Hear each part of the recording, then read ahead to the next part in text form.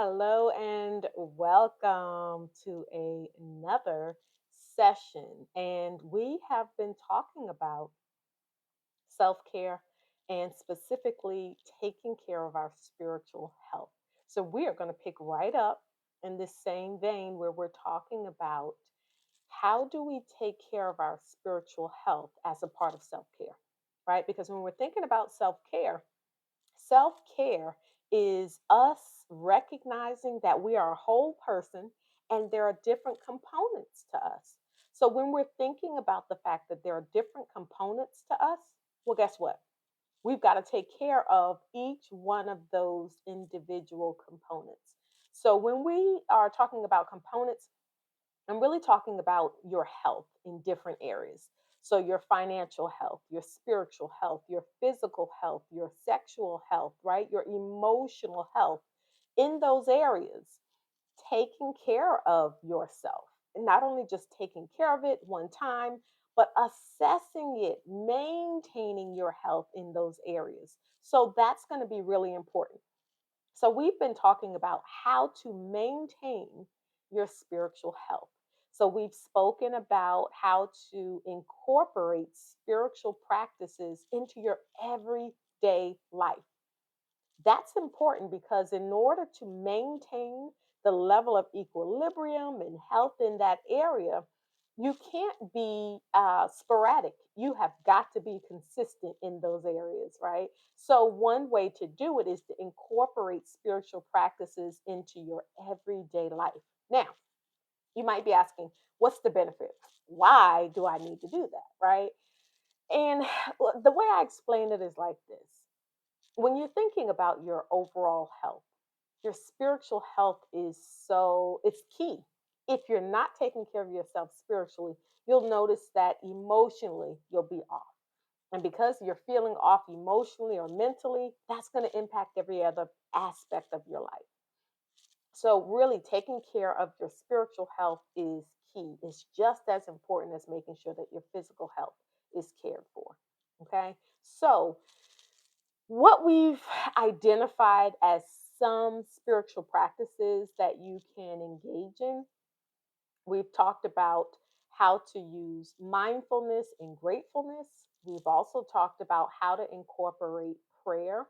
We've talked about how to incorporate breath prayer. So, really, that's us looking at using our breathing to help calm ourselves down, but also then incorporating your prayer, connecting, talking to God as a means of doing that.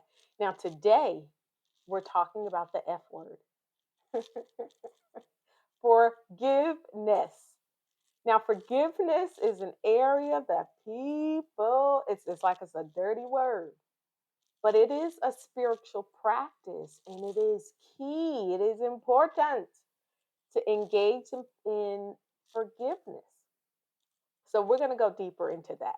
I'm Rachel with RDH Counseling and Consulting, where we help you become your healthiest self. And I'm excited to be talking to you today about how to incorporate forgiveness into your everyday life, especially during the times when people are doing things and offending you. That's when it's going to be important to forgive. Now, I will also note that forgiveness is a lot of times, I'll say it like this: people are more comfortable with forgiving others oftentimes than they are with forgiving themselves. So I want you to think about that. We're not just talking about forgiving other people.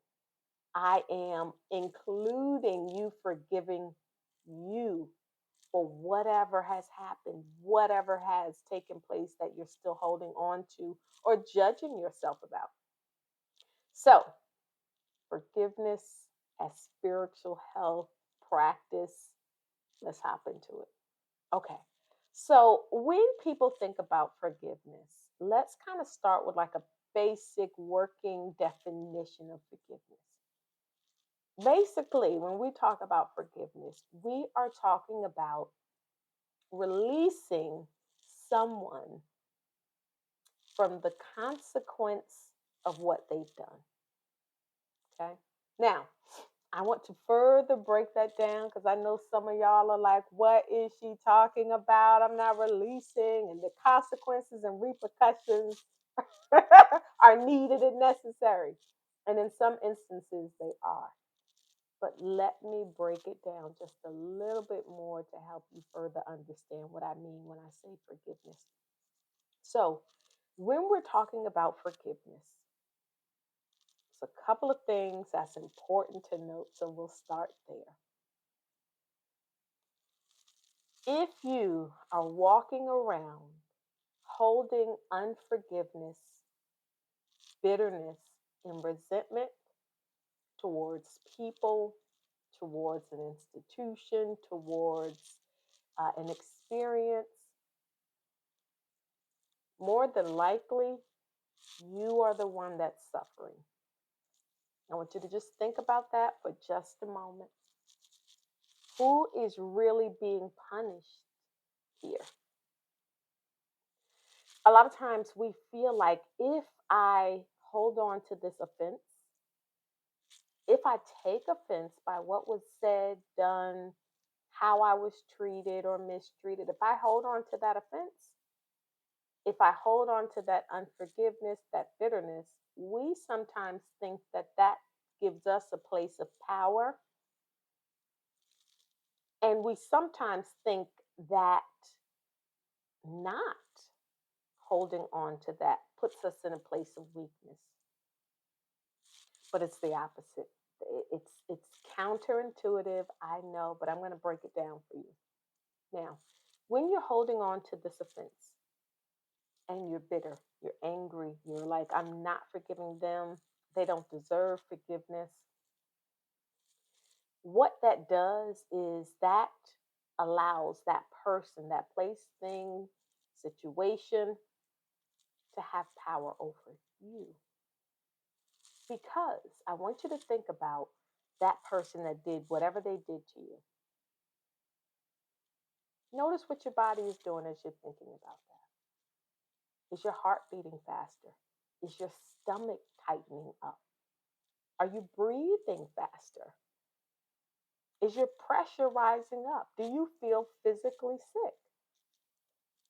A lot of times we are holding on to things and what people have done to us. And when we think about it, or we think about that person, there is a reaction that takes place.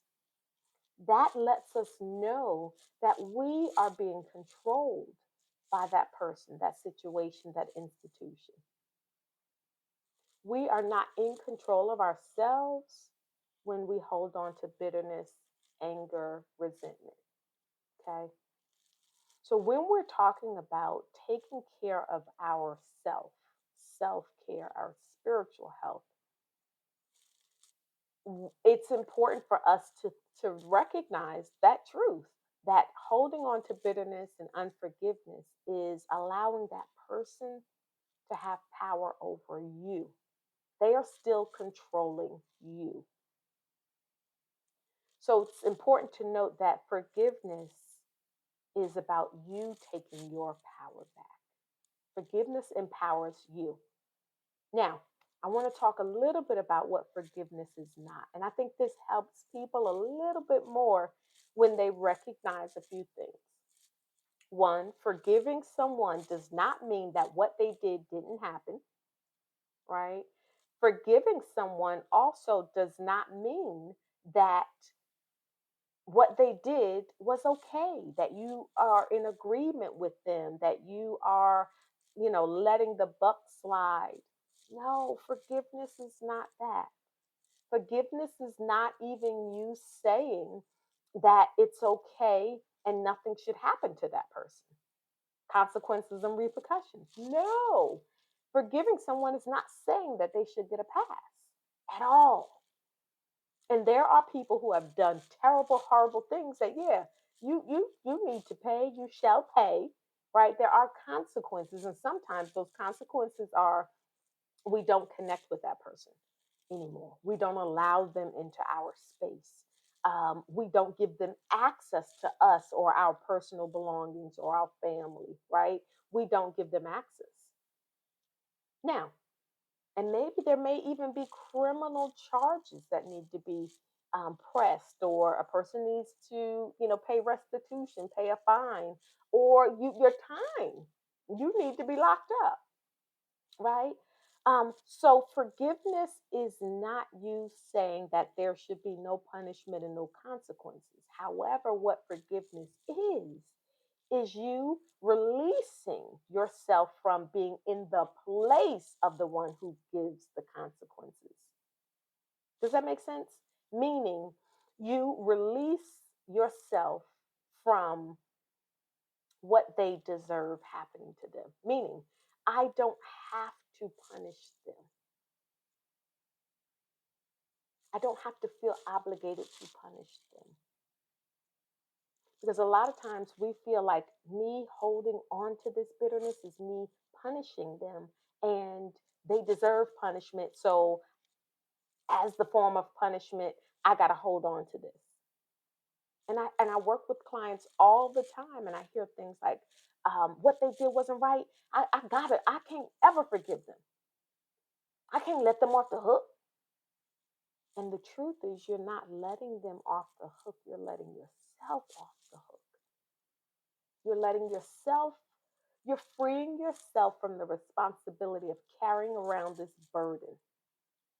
Anger, frustration, resentment, that's a heavy burden that takes a really heavy toll on your physical body, your emotional body, your emotional health, rather, your physical health, your spiritual health.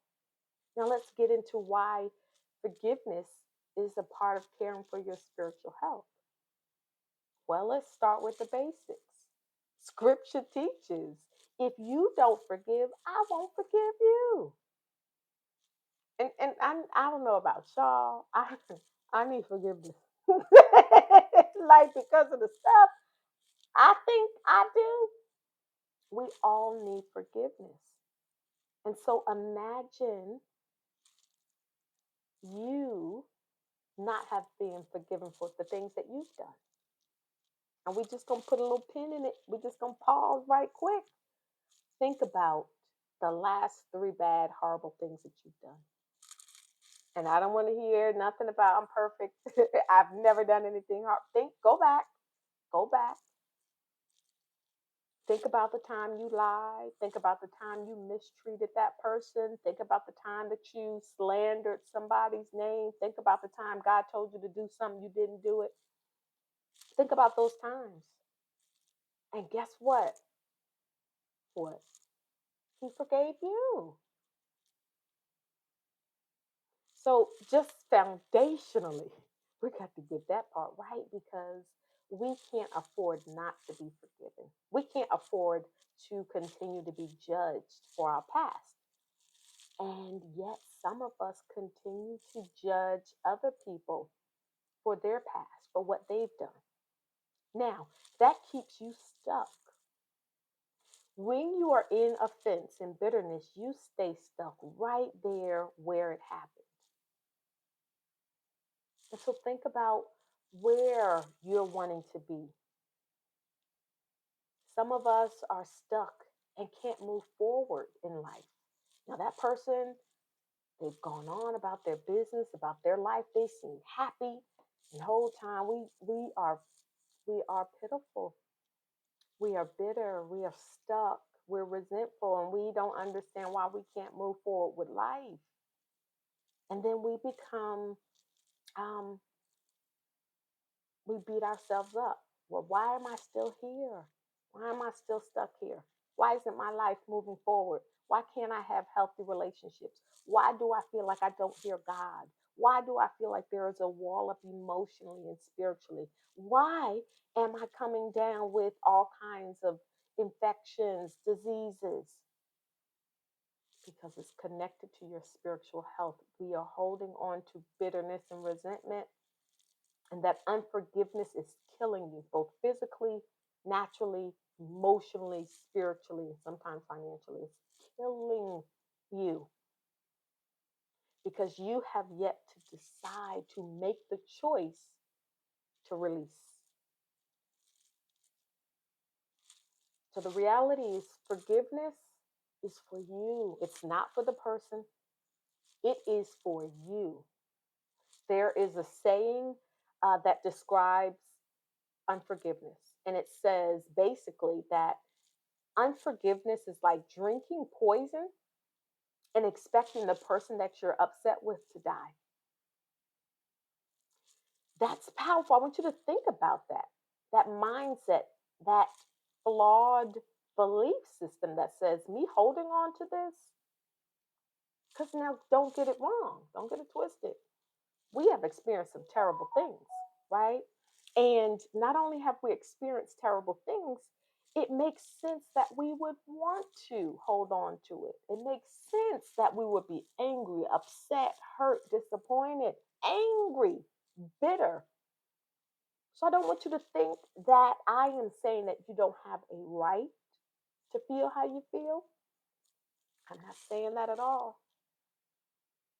What I am saying, and maybe I should have started out with that at first. Listen, so let me rewind it. Things have happened to you that they should not have happened to you. They were completely wrong. They were inappropriate. And the fact that they happened to you, somebody needs to pay. Somebody needs to get in trouble for it. Okay? But I don't want it to be you paying for it. You get what I'm saying? Does that make sense? I don't want it to be you paying for the price of what someone else did to you. And so when I am encouraging you to engage in forgiveness, it's because I want you to experience freedom. I want you to choose to put the cup of poison down, to step away from it, and to release yourself from the burden that you've been carrying all this time. Because some of y'all, you're going to sleep angry and bitter. You're having nightmares, dreaming about what happened, what you would have, should have, could have done. And you're stuck in that prison. That is that's torment, where you're replaying what happened and you're saying to yourself over and over, I should have done this, I should have done that. And that's where the unforgiveness that you have towards yourself comes in. Because you start to judge yourself on, why didn't I do differently? I should have done. The thing about shoulds, it's what we call a cognitive distortion, meaning it's a faulty, flawed way of thinking. And shoulds are expectations that oftentimes aren't realistic. They don't line up or match up with what the reality is. And so when we're thinking about, well, I should have done this, I should have said that, you didn't for a reason. Whether it was you didn't have what it took to do it in that moment, you didn't have the courage, the strength, you didn't have the ability, you didn't have access to the resources that you needed to change or to stop what was happening to you, or you just lacked the ability, the emotional ability to do it. So many of you all have struggled with your belief about you. And so your esteem is low.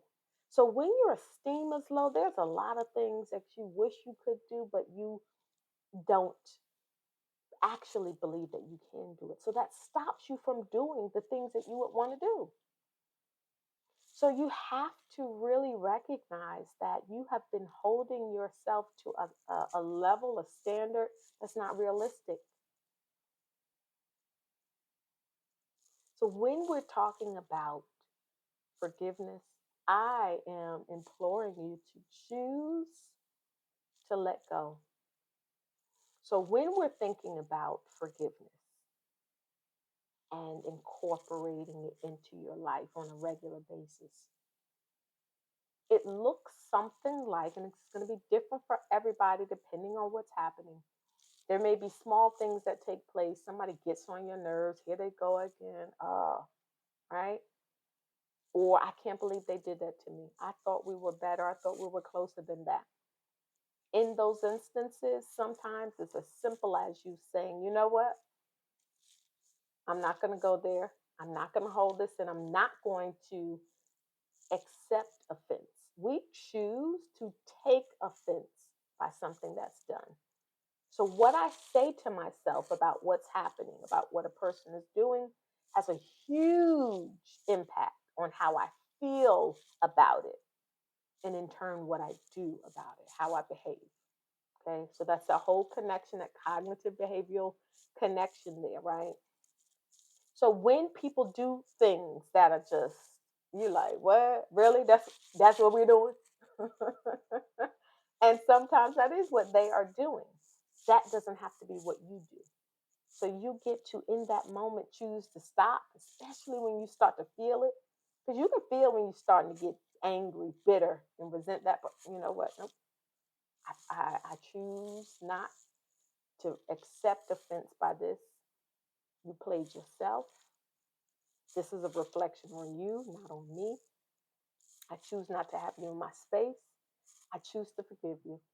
I release you and all your foolishness. I am not going to allow you to um, have such control and impact on me that I lose out on what I got going on, what I'm trying to do with my life, right? So that is one way to begin that forgiveness part. Again, what's important to note is that forgiveness is a choice. So every day you can choose to forgive a person, even as they're doing something, trying to do something. You can choose in your mind to say, you know what, I'm not going to get bitter over this. I don't, I am not going to allow you to hold space in my heart or in my mind. I choose not to do that. Does that make sense? Now, for our deeper, deep seated, crazy things have happened. I work with clients all of the time that have dealt with all kinds of traumatic situations, even from childhood, when they weren't in positions to protect, defend, change the outcome of things, right? And that's carried with them.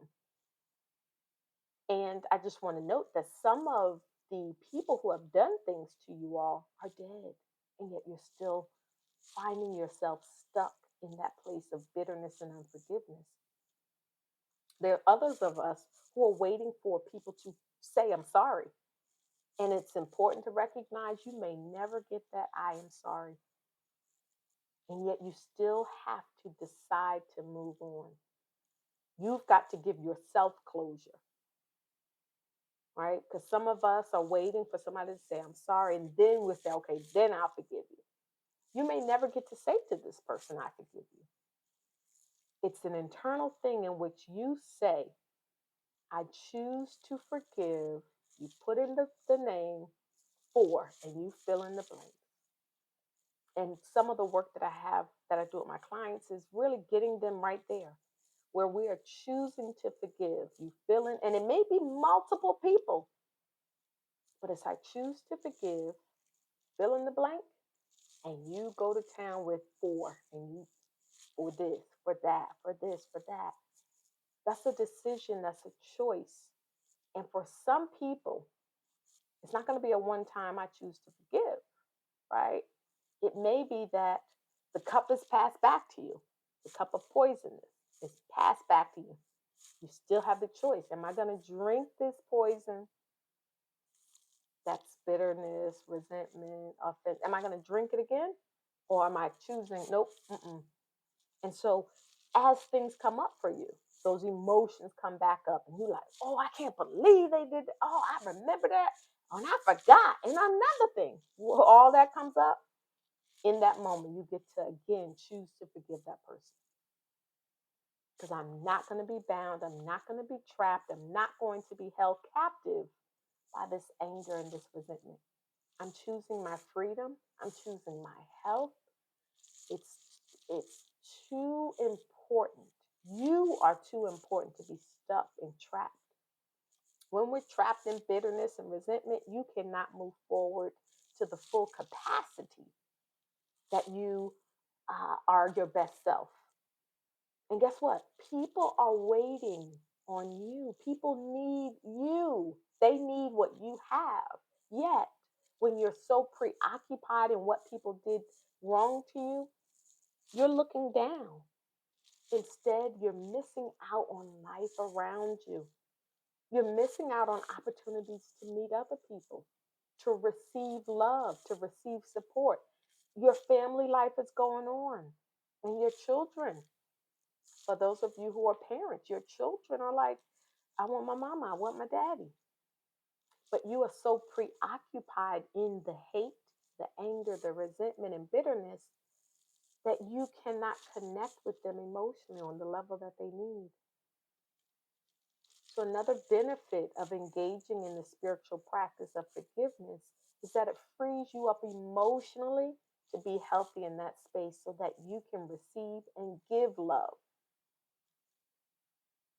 Holding on to bitterness, resentment, that's us building up a wall. That's us saying that I've got to stay safe um, in this area, but it's really a wall that's up and it's keeping you trapped. So I want you to think about who you need to forgive and for what. And that might be so. One of the exercises that I do with my clients is I have them to write a letter. Now, they may not ever give this person the letter, but what it does is it frees the mental space, the heart space up. So, those thoughts that were ruminating in the mind, write it down, write it out. Everything you wish you could have said, write it out. And then at the end, I choose to forgive you. And then you get to decide what you do with that letter, whether it's mailed, burnt, torn up, buried. You can decide. But that's you releasing yourself from that bondage. And even in the same token, releasing yourself and forgiving you for the things that you still, some of y'all are still holding on to what you should have done, could have done. I can't believe I was that dumb. Ma'am, you were 19. Your brain wasn't even fully developed. I can't believe I stayed that long. Ma'am, you were afraid to leave.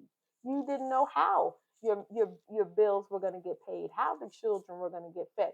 You wanted to have that image of a marriage, of a healthy marriage. Stop judging you. Listen, let it go. Let it go. Let go. Let it go. Forgive you. Learn from the mistakes and keep it moving. So you owe you a letter of apology. I'm sorry that I've been holding this over your head. Let it go. Choose today to forgive you and keep it moving. Okay? I want to hear from you about how you are deciding to move forward with taking care of your spiritual health, whether it's through forgiveness, whether it's through prayer, whether it's through mindfulness, whether it's through journaling, um, praying, whatever it is. I want to encourage you to start engaging in it, incorporating that into your everyday life. And I guarantee you are going to feel different. The level of stress that you have been experiencing is going to go down as you begin to engage in these spiritual practices, and as you begin to think about the relationship that you have with you. You are in relationship with you. So it's important that you engage in self-care. If you need help, we would love to help you. Connect with us. You can email us at info@rdhcounseling and info@rdhcounseling.com. You can call us at 757-828-7127. We're looking forward to partnering with you and helping you become your healthiest self. I'm Rachel, your licensed clinical social worker with RDH Counseling and Consulting, and it's been a pleasure.